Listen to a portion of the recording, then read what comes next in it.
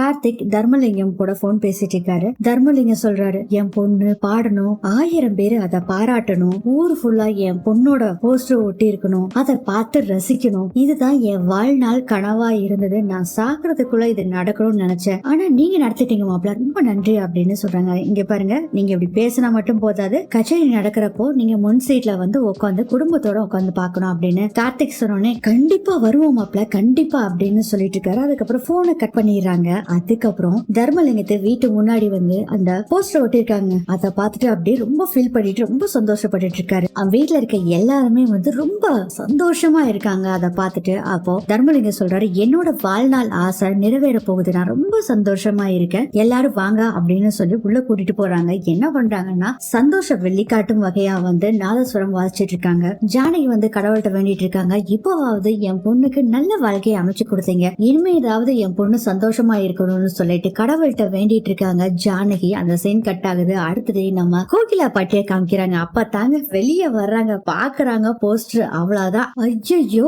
கைத்தடி கொடிக்கம்பமால மாறிடுச்சு, இனி அண்ணாந்து தானே பாக்கணும் அப்படின்னு சொல்லி டென்ஷன் ஆயிடுறாங்க அந்த போஸ்டர் பார்த்துட்டு. ஏ ரூபா அப்படின்னு சொல்லிட்டு வேகமா போறாங்க. ரூபா போனை பார்த்துட்டு இருக்காங்க.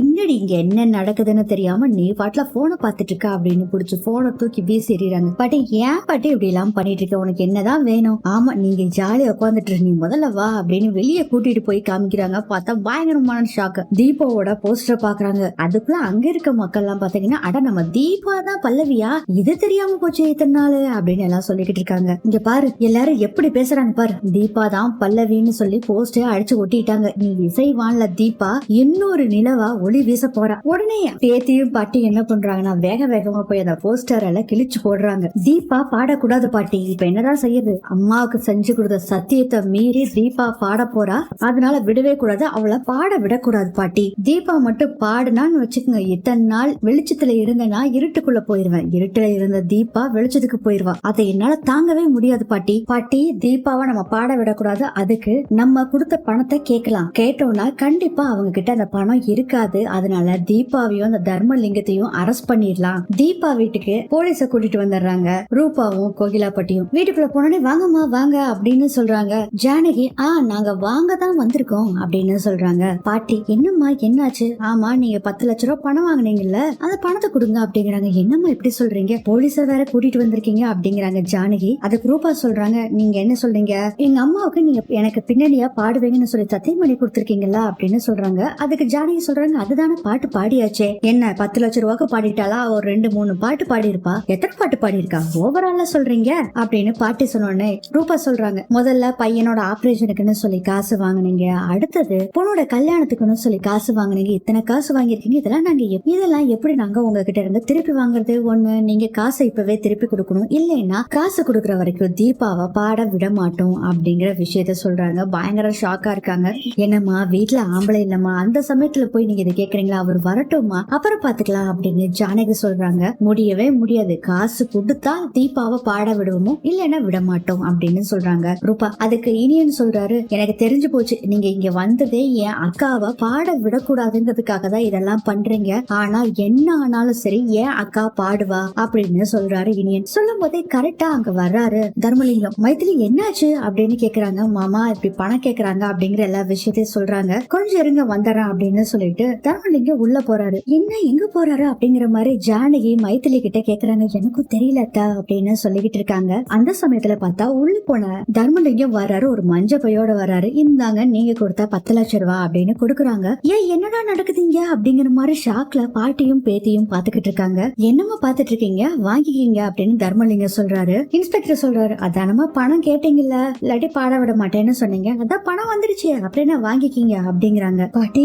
என்ன பாட்டி இது, வேற வழி இல்லடி அப்படின்னு சொல்லிட்டு இருக்காங்க கோகிலா பாட்டி. பணத்தை வாங்கணும்னே தர்மலிங்கம் சொல்றாரு, எனக்கு பேப்பர்ல வந்து எழுதி கொடுத்துருங்க, எனக்கும் தீபாக்கும் எந்த சம்பந்தமும் இல்ல, இனிமேல் அவளுக்கும் எனக்கும் எந்த சம்பந்தம் இல்லைன்னு எழுதி கொடுத்துருங்க அப்படின்னு சொல்றாங்க. அதுக்கு பாட்டி சொல்றாங்க, நாங்க பேப்பர் பேனெல்லாம் கொண்டு வரல, அதனால நாங்க அப்புறம் வந்து உங்களுக்கு எழுதி கொடுக்கறோம், சரியா, அந்த வேலையே வேண்டாமா, நீங்க இது மாதிரி சொல்லுவீங்கன்னு தெரிஞ்சுதான் நான் பேப்பர் பேனா எல்லாம் ரெடியா வச்சிருக்கேன் அப்படின்னு சொல்லிட்டு, இதுல வேற அதெல்லாம் எழுதி வேற வச்சிருக்கேன்ட்டு இனி அந்த பேடை எடுத்துட்டு வா அப்படின்னு சொல்றாங்க. பேடை எடுத்துட்டு வந்து கொடுக்குறாரு இனியன். அதுல என்ன போட்டிருக்குன்னா, தீபாவுக்கும் ரூபாவுக்கும் இனி எந்த சம்பந்தம் இல்ல, பணம் கொடுத்தாச்சு, இன்னி தீபா ரூபாவுக்காக பாட வேண்டியது இல்லைன்னு எழுதிருக்கு. அதை பார்த்துட்டு ரொம்ப ஃபீல் பண்ணிட்டு கையெழுத்து போடுறதுக்கு ரொம்ப சிரமப்படுறாங்க. ரொம்ப ஃபீல் பண்ணிட்டு இருக்காங்க ரூபா. மா என்னம்மா கையெழுத்து போடாம நின்னுகிட்டே இருக்கீங்க, போடுங்கம்மா அப்படின்னு இன்ஸ்பெக்டர் சொல்றாங்க. வேற வழி இல்லாம கையெழுத்து போட்டு கொடுத்துட்டு எப்படி சொதப்போ நான் எதிர்பார்க்கவே இல்லையே அப்படின்னு நினைச்சிட்டு அங்க இருந்து போயிடுறாங்க கோகிலா பாட்டியும் ரூபாவும். அடுத்தது எப்படிங்க இந்த பணம் வந்தது அப்படின்னு ஜானகி கேக்குறாங்க. வேற ஒண்ணு இல்ல, நான் கோயிலுக்கு மாப்பிள்ளை என்ன வர சொல்லியிருந்தாரு, நானும் போனப்ப இந்த 10 லட்சம் ரூபாய் பணத்தை கொடுத்து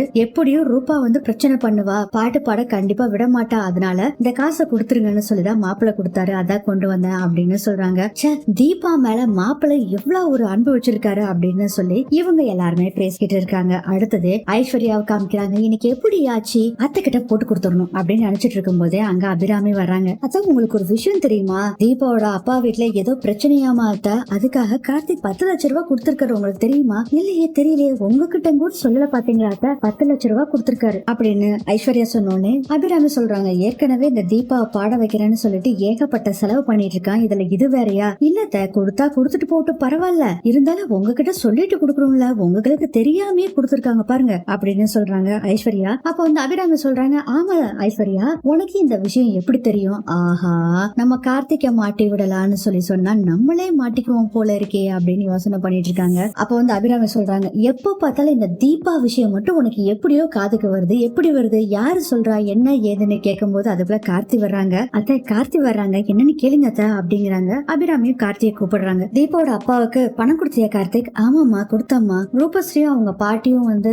தீபா குடும்பத்துக்கு அவங்க அப்பாவுக்கு பணம் கொடுத்திருக்காங்க போல இருக்கு, அதை கேட்டு பிரச்சனை பண்ணாங்களாமா, அதனாலதாமா நான் கொடுத்தேன். எவ்வளவு கொடுத்தப்பா? 10 lakhs கொடுத்தாம்மா. ஏமா கொடுக்க கூடாதா? இல்ல கார்த்திக், நான் சும்மா தான் கேட்டேன். மா தீபா என்னோட வைஃப்மா, தீபாவோட குடும்பமும் எனக்கு இன்னொரு ஃபேமிலி மாதிரி தான்மா, அவங்களுக்கு ஒரு கஷ்டம் வர போது நான் உதவி பண்றதுல தப்பு இல்லையேமா அப்படின்னு சொல்லிட்டு நம்ம ஐஸ்வர்யா தான் இதை பண்ணுனாங்கன்னு அப்படின்னு தெரிஞ்சு போயிட்டு ஐஸ்வர்யா ஒரு லுக் விட்டுட்டு இருக்காரு கார்த்திக். அபிராமி சொல்றாங்க, சரி போ ஒண்ணு இல்ல நீ போ அப்படின்னு சொல்லிடுறாங்க. அதுக்கப்புறம் கார்த்திக் அங்க இருந்து போயிடுறாங்க. ஜோசியர் சொன்னதை வந்து நினைச்சு பாக்குறாங்க அபிராமி. ஜாதகத்துக்கு ஏதோ ஒரு ஸ்தானம் வந்து வீக்கா இருக்குன்னு சொல்லிட்டு அம்மா கூட இப்ப சண்டை வரும், அதே மாதிரி கோவிச்சுக்கிட்டு வீட்டை விட்டு போலான்னு கூட சொன்னாங்க பாத்தீங்களா, அதனால நீங்க ஜாக்கிரதையா இருக்கணும்னு சொன்னதை நினைச்சு பாக்குறாங்க அபிராமி. ஐஸ்வர்யாக்கு தாங்க பாவம் ஒரே கவலை, என்னடா இது அத்தை டென்ஷன் ஆகி கார்த்திக் கிட்ட சண்டை போடுவாங்கன்னு பார்த்தா கூலா பேசிட்டு அனுப்பிச்சு விட்டுட்டாங்களே அத்தை அப்படின்னு கூப்பிடுறாங்க ஐஸ்வர்யா. நீ கொஞ்சம் வாய மூடுறியா, அவன் மாமனார் வீட்டுக்கு அவன் பணம் ஏதோ கொடுத்து ஹெல்ப் பண்றான், தேவையில்லாம இது மாதிரி மூக்கு நுழைச்சிட்டு இருக்காத, இது மாதிரி விஷயத்த இனிமேல் என்கிட்ட வந்து சொல்லாத அப்படின்னு வந்து திட்டிட்டு அங்க இருந்து போயிடுறாங்க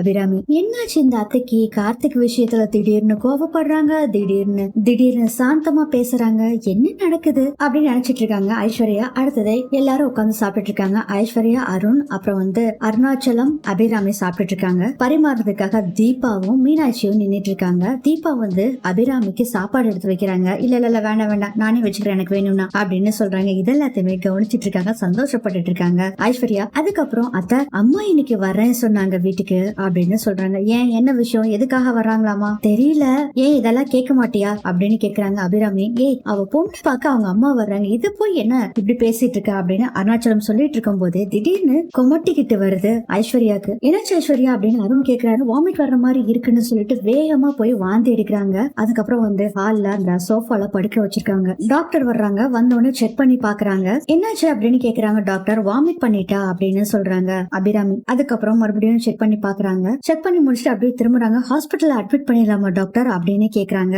அருணாச்சலம். இல்ல சார் அதுக்கெல்லாம் அவசியமே இல்ல சார். அப்போ என்னாச்சு டாக்டர் அப்படின்னு பதறி போய், டாக்டர் என்னாச்சு, ஏன் அப்புறம் மயக்கமாயிட்டா அப்படின்னு சொல்லும் போதே அருணை பார்த்து ஹேண்ட் ஷேக் கொடுக்குறாங்க. கங்க்ராச்சுலேஷன்ஸ், நீங்க அப்பா ஆக போறீங்க, உங்க வைஃப் கன்சீவா இருக்காங்க அப்படின்னு சொன்னோன்னு எல்லாத்துக்குமே பயங்கர சந்தோஷம். இதோட இந்த எபிசோட் முடியுது. இது நிஜமானே இவங்க பிரெக்னெண்டா இருக்காங்களா இல்ல பிரெக்னெண்டா இருக்கிற மாதிரி நடிக்கிறாங்களா என்ன அப்படிங்கறதெல்லாம் வரக்கூடிய எபிசோட்ஸ்லாம் தெரியும் ஃப்ரெண்ட்ஸ்.